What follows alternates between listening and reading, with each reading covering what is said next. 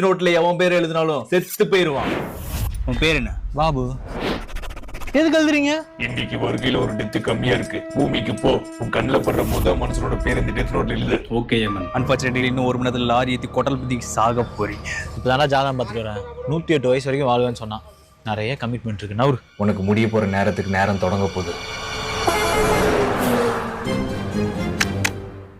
3/4 மணி நேரம் இருக்குடா, பதறாது.